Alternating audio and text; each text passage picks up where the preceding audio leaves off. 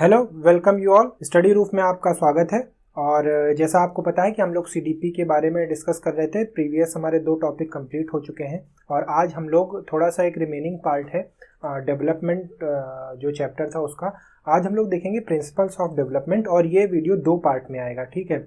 और यहाँ पर टोटल 11 प्रिंसिपल्स हैं, तो उनको हम लोग एक एक करके शॉर्ट में देखेंगे, क्योंकि यहाँ से क्या होता है ना, एक्चुअली ये मनोविज्ञान में जब क्वेश्चंस दिए जाते हैं तो सिंपल सा क्वेश्चन पूछ लेगा, ठीक है। जैसे मान लीजिए पूछ लेता है कि जो हेरिडिटी है वो इन्वायरमेंट से किस तरीके से रिलेटेड है, या डेवलपमेंट जो है वो इन्वायरमेंट से किस तरीके से रिलेटेड है। तो ये सारे जब प्रिंसिपल हम पढ़ेंगे तो हम देखेंगे कि development equal to heredity into environment, ठीक है, ऐसे रिलेटेड है। तो ये सारी चीज़ें क्वेश्चन पूछ लेता है।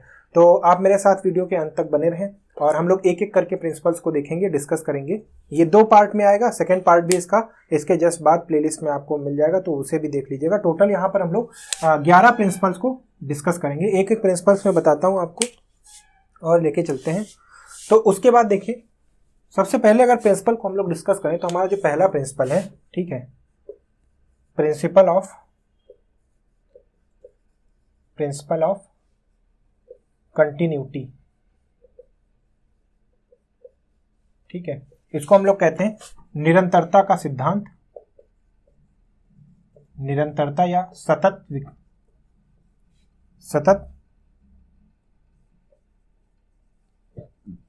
विकास का सिद्धांत, ठीक है। इसमें बेसिकली ये देखा जाता है, इससे पहले जब मेरा पहला वीडियो था उसमें मैंने आपको बताया था कि जो डेवलपमेंट होता है हमारा वो ग्रेजुअल प्रोसेस है, ठीक है। मतलब ऐसा नहीं होता कि आप एक रात सोकर उठें और अचानक से बच्चे से आप वयस्क हो जाएं, बुजुर्ग हो जाएं। आपको याद होगा पहली क्लास में मैंने आपको ये बताया था। तो ये प्रिंसिपल जो है एक्चुअली यही कह रहा है कि जो प्रोसेस ऑफ डेवलपमेंट है, ठीक है, ये एक्चुअली ये कह रहा है कि प्रोसेस ऑफ डेवलपमेंट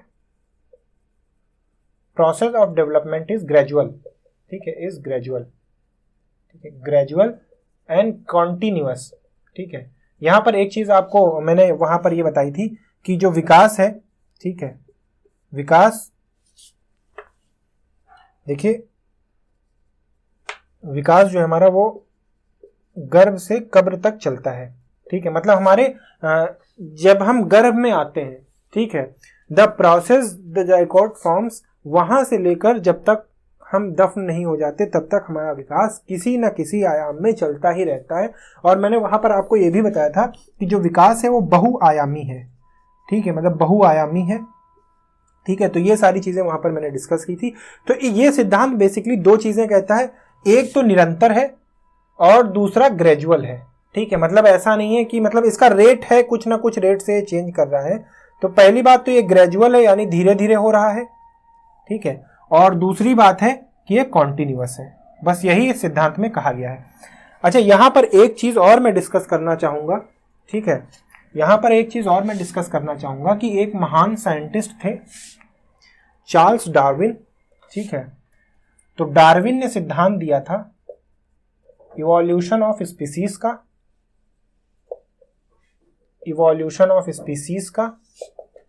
1859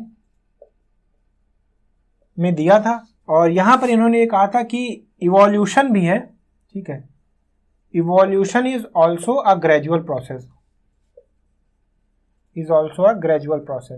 मतलब धीरे धीरे इवोल्यूशन भी होता है और विकास भी धीरे धीरे ही होता है, ठीक है। तो ये सारी चीजें हम लोगों ने पहले सिद्धांत से देखी। उसके बाद जो हमारा अगला सिद्धांत है उसकी ओर चलते हैं। और जो हमारा अगला सिद्धांत है देखिए वो है principle of proceeding from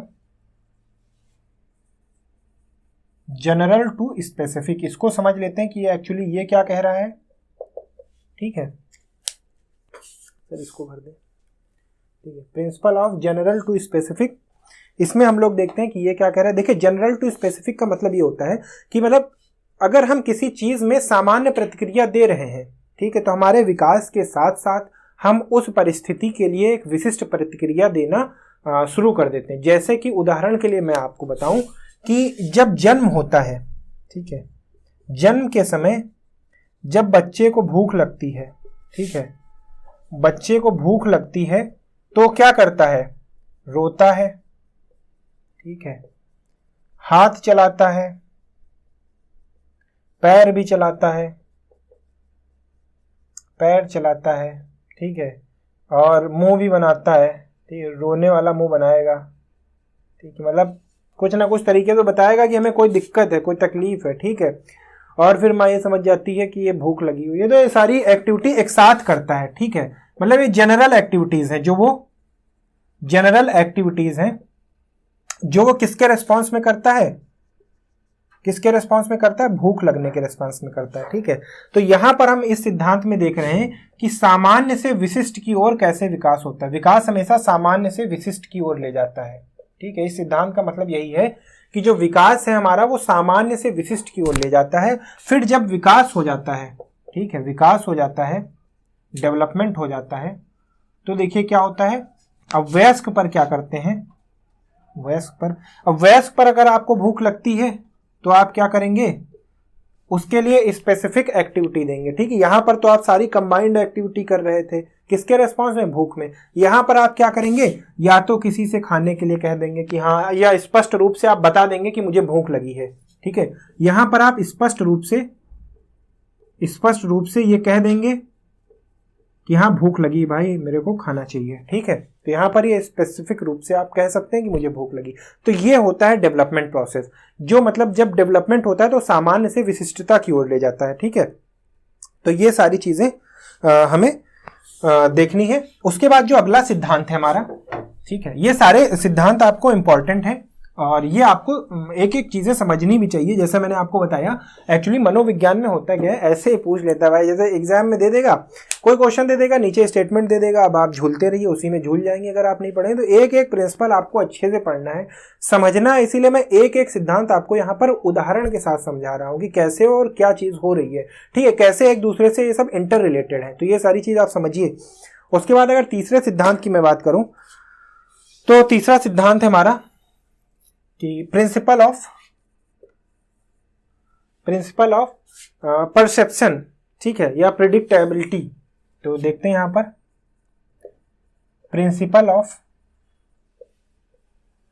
predictability, ठीक है, या अनुमान का सिद्धांत, ठीक है। इसके बारे में देखते हैं। यहां पर देखिए क्या होता है। एक्चुअली यहां पर हम ये कहते नहीं कि बच्चे मतलब बड़ा होकर क्या बनेगा, ये हम उसके पालने में ही देख के बता सकते हैं, या उसके पैरों, मतलब एक कहावत है कि पालने में पूत के पैरों को देखकर बताया जा सकता है कि वो कितना क्या कर सकता है, ठीक है। तो ये कहावत यहाँ से बन के आई है कि आप उसकी छोटे पर, मतलब जब बच्चा छोटा होता है तो उसकी एक्टिविटीज को देखकर आप ये बता सकते हैं कि बड़ा होकर ये अनुमान लगा सकते हैं, ठीक है। बता तो खैर कोई भी नहीं सकता, तो आप ये अनुमान लगा सकते हैं कि वो क्या करेगा बड़ा होकर, ठीक है। तो ये अनुमान लगा सकते हैं आप वहां से। तो ये सिद्धांत हमारा यही करता है, ठीक है। जैसे मान लेते हैं कि जो बच्चा है वो बचपन में मान लेते हैं कि जिज्ञासु है, ठीक है, जिज्ञासु है एवं तर्क के पीछे रुचि है, हर चीज के पीछे, ठीक है, रुचि है, मतलब वो हर चीज के पीछे कारण ढूंढता है और हर चीज को जानने की इच्छा रखता है, ठीक है, और विज्ञान के पीछे की रुचि। तो आप ये कह सकते हैं कि भविष्य में इसका रुझान किसकी तरफ होगा? भविष्य में रुझान विज्ञान की तरफ होगा, ठीक है। आप ये देख के बता सकते हैं, ठीक, आप ये देखकर बता सकते हैं। कोई अगर नेचर को ज्यादा पसंद करता है तो भविष्य में क्या होगा, मतलब उसका रुझान नेचर के प्रति ज्यादा है, ठीक है। तो ये सारी चीजें इससे निकल कर आती हैं। उसके बाद हमारा एक है दिशा का सिद्धांत, ठीक है, वो देख लेते हैं। जो हमारा अगला है वो है दिशा का सिद्धांत, ठीक है, यहां पर देखते हैं। चौथा है हमारा दिशा का सिद्धांत।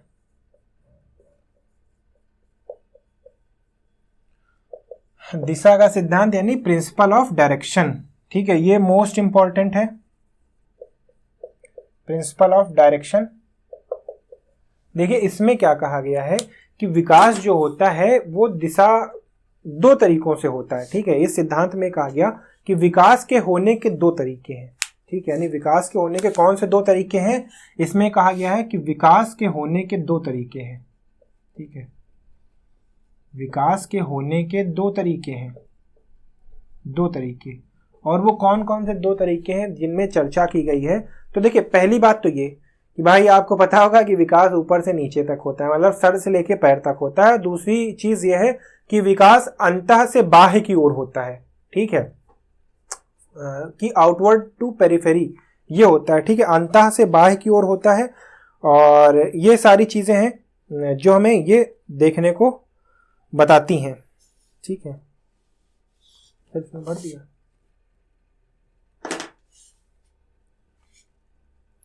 ठीक है, हाँ, यहां पर हम लोग चर्चा कर रहे थे विकास के होने के 2 तरीके हैं। तो पहला जो तरीका है वो ये बताया गया है कि जो विकास होता है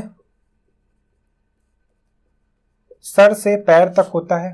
ठीक है, मतलब अगर ये कोई पुरुष है तो विकास की डायरेक्शन ये होगी। ठीक है, मतलब पहले सर डेवलप होगा, फिर हाथ डेवलप होगा, फिर नीचे के अंग डेवलप होंगे। और जो दूसरा तरीका है वो ये बताया गया है कि अंतः से बाह्य की ओर, इसको कहते हैं centre to periphery, centre to periphery. ठीक है, पेरिफेरी। आइए दोनों को समझते हैं। ठीक है, कि दोनों कह क्या रहे हैं, दोनों को समझते हैं। सबसे पहले चीज को तो हम उदाहरण से समझते हैं। ठीक है,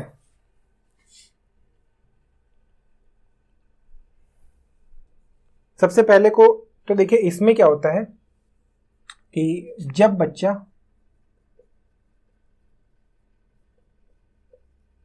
गर्भ में होता है, ठीक है, तो देखिए शुरू के 5 महीनों तक सिर का विकास होता है। सिर का विकास सबसे ज्यादा होता है। सिर का विकास सबसे ज्यादा होता है। ये एग्जाम्पल से हम लोग समझते हैं कि कैसे क्या होता है। सिर का विकास सबसे ज्यादा होता है। और यहां पर अगर हम बात करें तो 5 महीनों तक पूरे शरीर की जो लंबाई होती है उसकी 50% लंबाई सर की होती है। ठीक है, यानी अगर पूरा शरीर है, मान लेते हैं आधा मीटर, तो सर कितने मीटर का होगा, तो सर होगा 1/4 मीटर का। ठीक है, मतलब ये चलता है। उसके बाद जन्म के समय देखिए क्या होता है। जन्म के समय अब सर का विकास हो चुका होता है तो नीचे टॉर्सो का विकास होता है। ठीक है, धड़ का विकास होता है। तो जन्म के समय जो सर है वो मात्र 30% लंबाई में रह जाता है। ठीक है, 30% लंबाई में रह जाता है। उसके बाद अगर हम देखें कि वयस्क का कितना है, तो वयस्क का सर उसकी लंबाई के सिर्फ 12% रह जाता है। लंबाई के सिर्फ 12% रहता है।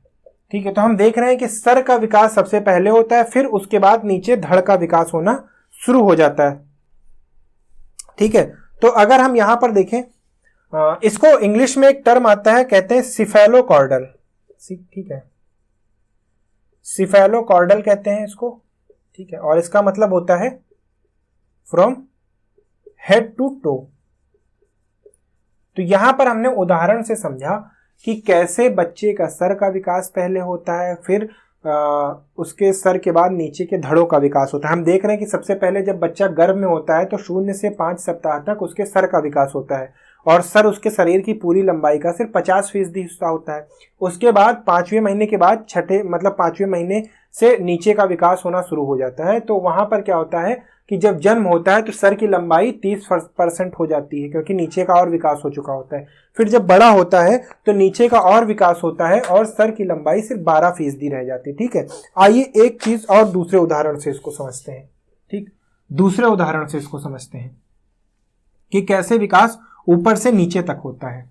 ठीक है, सिफेलोकॉर्डल तरीका है या विकास का। ठीक है, इसमें एक चीज और देखिए कि जन्म के बाद देखिए सबसे पहले क्या होता है। सबसे पहले हाथ का इस्तेमाल शुरू करता है। ठीक है, हाथ का इस्तेमाल शुरू करता है, सीसी पकड़ने के लिए, पीने के लिए हाथ ज्यादा चलाता है। ठीक है, उसके बाद देखिए पैरों से चलने का विकास सबसे बाद में होता है। विकास ये लगभग 9 से 1 साल पर होता है, 9 months to 1 year पर उसके चलने की प्रक्रिया आरंभ होनी है। हाथ सबसे पहले इस्तेमाल करता है, उसके बाद नीचे के अंग यानी पैरों का इस्तेमाल शुरू होता है। ठीक है, तो यहां से भी देखते हैं कि सिफेलोकार्डल तरीके से जो है बच्चे का विकास हो रहा है। उसके बाद दूसरा तरीका आता है, वो है, ये तो पहला तरीका हो गया। उसके बाद दूसरा तरीका आता है, इस तरीके को कहते हैं, जो दूसरा वाला तरीका है इसको कहते हैं प्रॉक्सीमोडिस्टल। ठीक है, इसको कहते हैं, ठीक है, प्रॉक्सीमोडिस्टल, जिसमें प्रॉक्सी का मतलब होता है, ये एक लैटिन वर्ड है। ठीक है, लैटिन वर्ड में अगर इसका मतलब देखें तो देखिए क्या होता है। प्रॉक्सी का मतलब होता है सेंटर या अंदर, और डिस्ट का मतलब होता है बाहर की ओर। ठीक है, तो यहां पर अगर हम देखें प्रॉक्सीमोडिस्टल का मतलब होता है अंदर से बाहर की ओर। ठीक है, अगर इसको हम उदाहरण के तौर पर समझें तो देखिए होता क्या है कि यहां पर जैसे ये भ्रूण है, ठीक है, ये भ्रूण है, तो इसका विकास अंदर से बाहर की ओर अंगों को निर्मित करते हुए होगा। जैसे भ्रूण पहले देखिए, पहले क्या होता है, एक स्पर्म होता है, ठीक है, और ओवरी होती है, ये दोनों फ्यूज करते हैं, सिंगल सेल बनता है, फिर इस सिंगल सेल से बाहर की ओर पूरे शरीर का विकास होता है। ठीक है, तो इसी को ही प्रॉक्सीमोडिस्टल विकास कहा गया है। ठीक, यहां पर अब देखें भ्रूण से अंग की ओर, जैसे मैंने आपको बताया कि भ्रूण से बाहर की ओर इसका विकास होता है। उसके बाद जो हमारा अगला सिद्धांत है, ये चौथा सिद्धांत था, जो हमारा पांचवा सिद्धांत है वो है व्यक्तिगत विभिन्नताओं का सिद्धांत। ठीक है, इसके बाद जो हमारा अगला है वो है व्यक्तिगत विभिन्नताओं का सिद्धांत। ठीक है, पांचवा सिद्धांत है प्रिंसिपल ऑफ इंडिविजुअल डिफरेंसेस। ठीक है, यहां पर मैंने आपको भी अपने पिछले लेक्चर में ही बताया था। ठीक है, ये व्यक्तिगत विभिन्नताओं का सिद्धांत। ठीक है, व्यक्तिगत विभिन्नताओं का सिद्धांत है। यहां पर मैंने आपको पहले ही बताया था कि जो हमारा हेरिडिटी फैक्टर होता है, ठीक है, हेरिडिटी फैक्टर होता है, प्लस जो इन्वायरमेंट फैक्टर होता है, ठीक है, प्लस जो इन्वायरमेंट फैक्टर होता है। तो यहाँ पर हेरिडिटी देखिए, ये तो स्टैटिक रहता है। ठीक है, ये मतलब ये चेंज नहीं होता है, स्टैटिक रहता है, जो आपको अपने पेरेंट्स से मिल गया, ठीक है, मतलब जो आपको मिल गया विरासत में, बस वही रहेगा। आप मतलब ये नहीं कह सकते कि पिताजी या दादाजी आपने मुझे अपनी आंखों का रंग नहीं दिया, या मम्मी आपने मुझे अपने बालों का रंग नहीं दिया, या मम्मी तुम बहुत अच्छी हो और मुझे अपने जैसा चेहरा नहीं दिया। ठीक है, आप ये सब नहीं मांग सकते, ये तो नेचुरल है, स्टैटिक है और फिक्स्ड है, मतलब ये चेंज नहीं होगा, आप उसके लिए कुछ कर भी नहीं सकते हैं। ठीक है, तो ये स्टैटिक रहता है। तो यहां से तो मतलब जितने भी बच्चे होंगे, जितने भी ऑफ स्प्रिंग होंगे, सबको सेम ही मिलेगा। ठीक है, ये जो इन्वायरमेंट है ये डिफरेंस पैदा करता है। ठीक है, ये डिफरेंस पैदा करता है और यही डिफरेंस इंडिविजुअल डिफरेंस होता है। ठीक है, इंडिविजुअल डिफरेंस होता है। मान लीजिए एक माता पिता के 2 बच्चे हैं, तो जेनेटिक मटेरियल जो है वो तो सेम ही रहेगा, लेकिन ये इन्वायरमेंट उनका तय करेगा, आसपास का माहौल तय करेगा कि वो उनका विकास किस क्रम में होता है। ठीक है, उनके घर की संस्कृति, उनके घर की जो भी सिद्धांत होंगे, वो उनका जो इन्वायरमेंट जैसा होगा वो ये बताएगा कि मतलब बच्चे के साथ जो अलग अलग तरीके से व्यवहार किया जा सकता है। ठीक है, क्योंकि जाहिर सी बात है कि आप दोनों बच्चों के लिए एक ही जैसा, मतलब आपने अगर उसको हाँ बोला तो उसको भी हाँ बोला, ऐसा नहीं हो सकता, कहीं ना कहीं तो बिल्कुल डिफरेंस आ जाएगा। ठीक है, आप रोबोट नहीं है, आप मशीन नहीं है। ठीक है, तो यही जो है इन्वायरमेंट का फैक्टर, ये इंडिविजुअल डिफरेंस पैदा करता है, और यही हमारा प्रिंसिपल ऑफ इंडिविजुअल डिफरेंस है कि हेरिडिटरी जो कैरेक्टर है वो तो सेम रहता है, लेकिन जो पर्यावरण है वो व्यक्तिगत विभिन्नताएं पैदा कर देता है। ठीक है, व्यक्तिगत विभिन्नताएं पैदा कर देता है। यहाँ पर एक चीज और देखने वाली बात है कि जो विकास है, ठीक है, विकास है, मैंने आपको बताया था कि एक ग्रेजुअल प्रोसेस है और कई चरणों में होता है, कई चरणों में होता है। ठीक है, तो देखिए यहां पर ये पैटर्न चेंज भी हो जाता है कभी कभी, इसको भी समझ लीजिए, जो व्यक्तिगत चेंज पैदा करता है। मान लेते हैं कि एक दंपति है, जब तक दम है तभी तक पति है, ठीक है, और उसके 2 बच्चे हैं, ठीक। हाँ भाई, मतलब दंपति में सिर्फ पत्नी को ही बनाया, पति को तो बनाया नहीं। ये एक दंपति, इसके 2 बच्चे हैं, ठीक है, ये बात भी सही है, जब तक दम है तभी तक पति रहता है। इसके 2 बच्चे हैं। अब देखिए इसमें क्या होता है कि चरणबद्ध तरीके से चीजें होती हैं। जैसे बच्चा सबसे पहले देखिए हाथ पैर चलाना सीखेगा, ठीक है, उसके बाद भाषा का ज्ञान आता है, फिर थोड़े बहुत अक्षर उसको बोलने की कोशिश करेगा, ठीक है, फिर बोलना सीखेगा, ठीक है, फिर चलना सीखेगा। ये चरणबद्ध तरीके से विकास चल रहा है, लेकिन जरूरी नहीं कि दोनों में इसी तरीके से विकास चले। हो सकता है इसमें इस तरीके से विकास चल रहा हो और ये वाला जो बच्चा है ये चलने के बाद बोलना सीखे, ठीक है, बोलना सीखे। तो पैटर्न चेंज हो रहा है ना, पैटर्न चेंज हो गया यहां पर, तो पैटर्न चेंज हो गया तो ये व्यक्तिगत डिफरेंस पैदा कर देगा। ठीक है, आप समझ रहे हैं। बहुत सारे ऐसे बच्चे होते हैं जो बहुत 3-4 साल पे जाकर बोलना शुरू करते हैं, और कुछ बच्चे होते हैं वो 1-1.5 साल पे ही बोलना शुरू कर देते हैं। ठीक है, तो आप इस चीज को सीखेगा कि पैटर्न चेंज होने से भी इंडिविजुअल डिफरेंस पैदा हो जाते हैं। उसके बाद हम अपना अगला सिद्धांत देखते हैं, और यह है एकीकरण का सिद्धांत।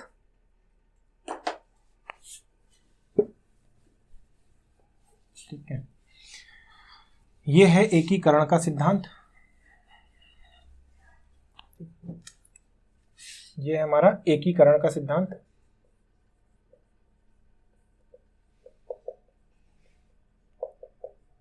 Principle of integration.